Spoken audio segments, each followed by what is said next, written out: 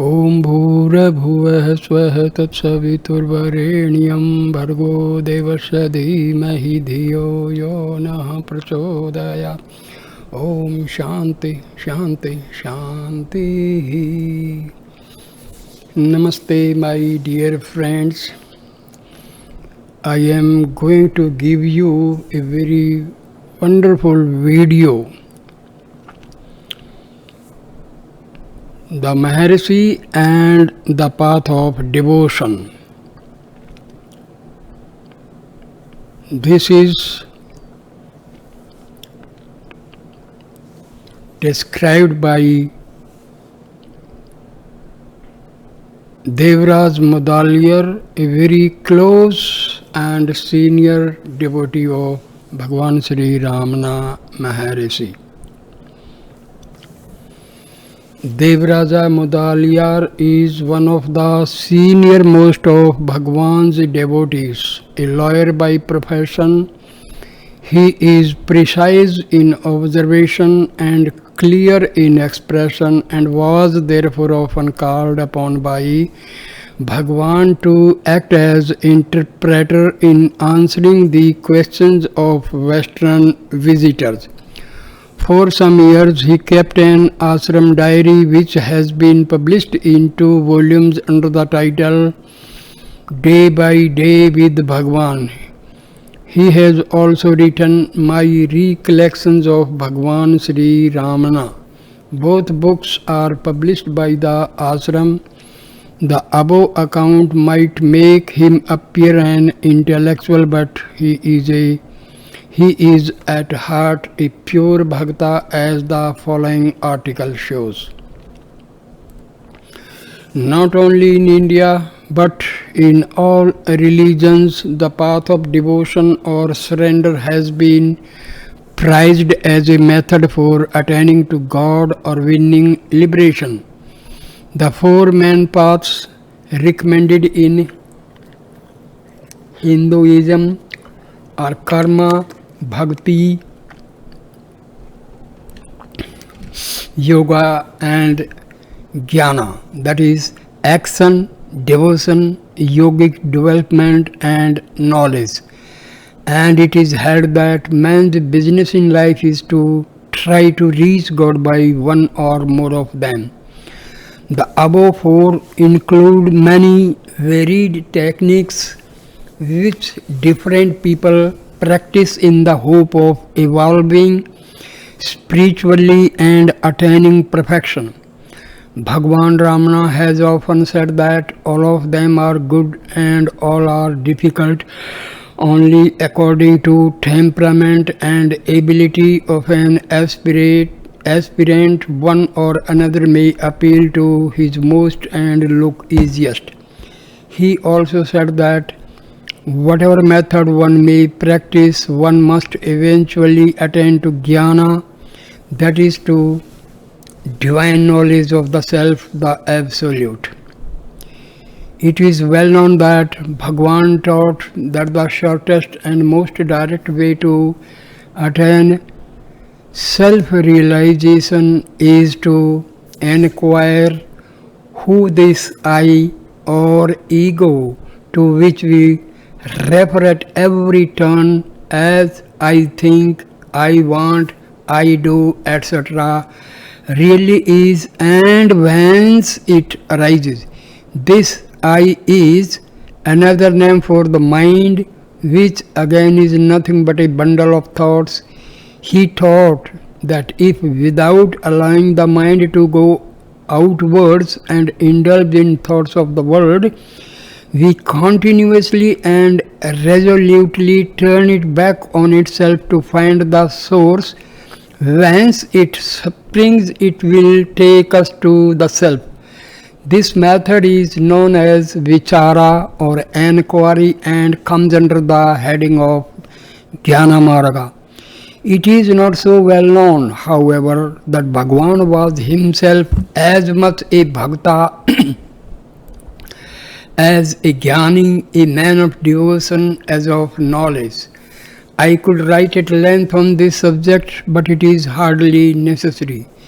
A perusal of his 5 hymns to Arunachala is enough to prove what a sincere and ardent devotee he was. What I wish to bring out here is that when commending self-inquiry and telling his questioner to ask himself, "Who am I?" Bhagwan often ended by saying, "If you say you have not the strength to do this, throw yourself on the one great power which looks after all." I have heard him say this not once but a number of times. Even in his earliest book, What Great Little Work, "Who am I?" he says, God is prepared to take up all burdens, however heavy. Why not throw all your burdens also on him and be free? Don't be foolish like the passenger in a railway train who carries his bag on his lap or shoulder instead of putting it on the rack. I have never heard him commend in this way of his own accord either karma marga or yoga. In this connection, I would like to quote a stanza from a Tamil poem by the late Shiv Prakasam Pillai, one of the Bhagwan's oldest devotees and one whose authority to speak on Bhagwan's teachings it would be hard to dispute. To all you give only the instruction. Ponder and find out who you are.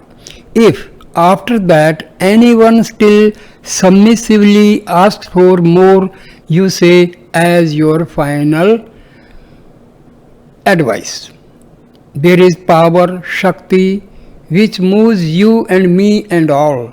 Surrender your ego at the feet of that mother. Not only many ancient saints of our land, but even recent ones such as Sri Ramakrishna Paramahansa and Swami Ramdas, to mention only two, have recommended the bhakti path of surrender. The Puranas have even gone further and laid down that for this spiritually dark age, the Kali Yuga, the path of bhakti is the best suited and the easiest to practice. Leave everything to God, throw yourself at His feet, and just keep calling on His name always. You need not do anything else. You will be saved. That is what they say. But whatever anyone may say, however easy at first sight the method may seem, once you begin to practice it earnestly, you will find surrender, real and complete surrender, surrender without any mental reservations whatsoever, surrender to accept with joy as coming from God everything that befalls you, good, bad and indifferent, is a very hard thing indeed. But we are told that surrender will not work unless it is complete. There are two stories, one from the great epic, the Mahabharata, and the other told by Sri Ramakrishna Paramahansa, that illustrate this. The first is that when Draupadi was left defenseless, her mighty husbands, having by then lost their freedom, and the evil Duryodhana and his friends tried to disrobe her in court, she prayed to Sri Krishna as her last and only refuge. But help did not come from him until she had given up the natural and almost involuntary effort to hold on to her sari and prevent it from being removed from her waist. So long as she struggled to help herself, divine grace could not flow to help her. The story told by Ramakrishna is even more forceful. Someone picked a quarrel with a laundryman when he was washing clothes and began to beat him. The laundryman cried out to Vishnu for help. Vishnu was at the time disporting himself in paradise with his consort Lakshmi. On hearing the piteous cry of the laundryman, he rose and started running toward the earth. A moment later, however, Lakshmi saw him strolling back in a leisurely way. "What is the matter?" she asked. "Why did you rush up so suddenly, and why do you now come back in no hurry?" The Lord thereupon explained, "A devotee was beaten and prayed to me for help and protection, so I had to run to his rescue. But before I got there, he took up a stick to defend himself, so why should I bother?" This is what Bhagavan taught, that surrender must be complete or it will not be effective. It is clearly taught in our religious literature that before you can expect any progress in your spiritual state, you must sacrifice or offer all you have, body, possessions, and soul to the Guru. We must also remember that God, Guru, and self are equated. Such surrender has been taught as a sure and sufficient means for the attainment of our spiritual goal. Call it mukti, moksha, nirvana, liberation, or what you will. Submission to the will of Allah is the basic command of Islam. Jesus said, "Come unto me, all ye that labor and are heavy laden, and I will give you rest." Krishna said, "Abandon all your duties and take refuge in me alone. I will free you from all sins. Do not grieve." Sri Krishna definitely affirmed that if a man takes refuge at his feet and surrenders completely, he need not do anything else. He need not bother about any other duties. This path of utter devotion and self-surrender has been proclaimed and followed by many a bhakta throughout India, especially by the great Shaivite and Vaishnavite poet saints of the Tamil land by Tukaram, Eknath, Namdev and others in Maharashtra and Chaitanya in Bengal. The Vaishnavites in particular have attached great importance to the path of surrender as taught in the Charana Sloka, as it is called of the Bhagavad Gita, which I have already quoted. They call this surrender Prapatti and have developed its doctrine in great detail, showing how far-reaching its ramifications can be. I shall refer only to one or two aspects of this Prapatti path which especially appeal to me. They say, for instance, that while in other paths God is the goal and various other things are used as means, on the path of surrender both the means and the end are God. Another thing that they say is that whereas on any other path more than one means may be employed and may even be necessary, on the path of surrender no other means are necessary or even admissible, for that would imply that your faith in surrender was not complete and therefore your surrender itself was not. One illustration they quote for this argument is that in the Ramayana, Indrajit used a powerful weapon called Brahmastra, with whose divine power he bound Hanumana hand and foot. The Rakshasas, however, seeking to make doubly sure, began to bind him also with ropes and chains, whereupon the divine weapon ceased to act owing to their lack of faith in it. To throw oneself completely on God, secure in His love and mercy and power, and not to dream of being able to do anything except by His grace and will, is the Prapatti method taught by the Vaishnavites, and it has great value for the really ardent devotee.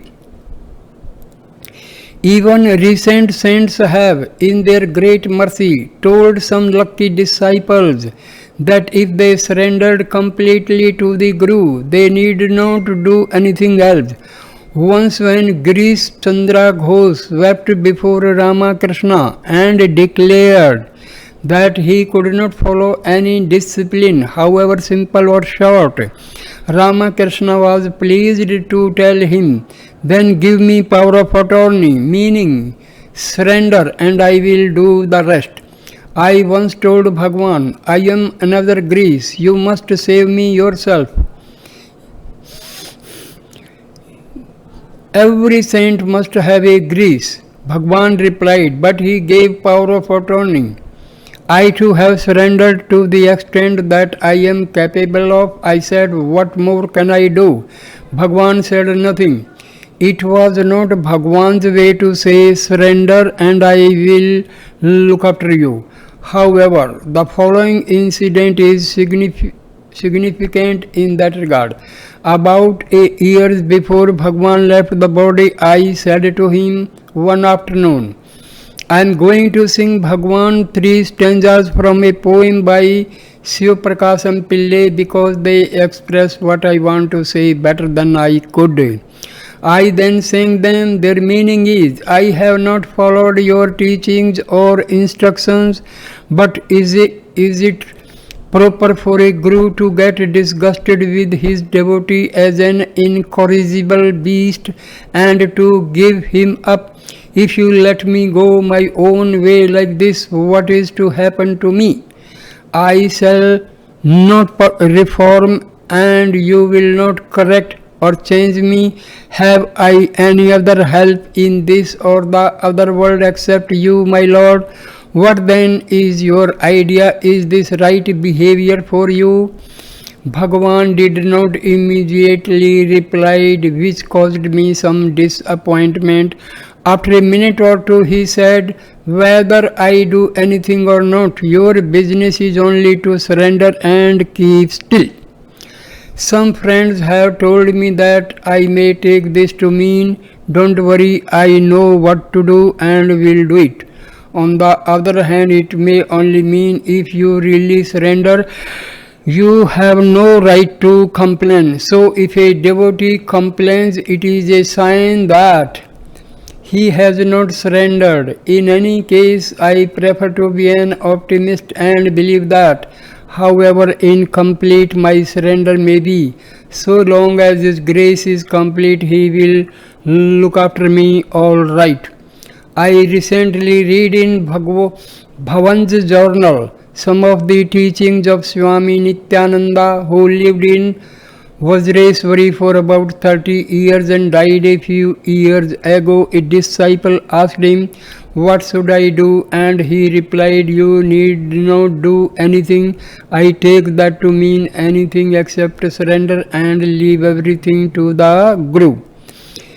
Intellectual may feel tempted to look down on the path of bhakti, but I think I have written enough to show that such an attitude is not justified. I will finish with one more story to illustrate this. Totapuri was an Advaitin whom Ramakrishna took as his guru, having already had a tantric guru. He had no patience with people worshipping a personal god and used to make fun of Ramakrishna for constantly speaking of Kali and worshipping her and calling her mother. He had never previously known ill health. When he was suddenly attacked by a severe and painful form of dysentery, it was so bad that after some days he decided to drown himself in the Ganges. He entered the river and walked towards the opposite bank, perhaps half a mile or so, only to find that the water never got more than knee deep. Finally, Kali, Ramakrishna's mother, appeared before him and thus miraculously converted him. Let no humble devotee therefore feel disgraced if some philosopher or even saint condemns the path of surrender. The proof of the pudding is in the eating. It has worked and produced results all over the world. not only with Bhaktas in India but with Sufis in Persia and mystics both in East and West. Above all, Sri Krishna has held out the promise that he will save all who come to him and take refuge at his feet. Let us not doubt, but let us surrender and achieve eternal peace and bliss. So, here ends the video. Thanks, my dear friend, for watching and listening this video with devotion and patience. Please like, comment and share the video and subscribe the channel. Thanks a lot, my dear friends. Namaskar.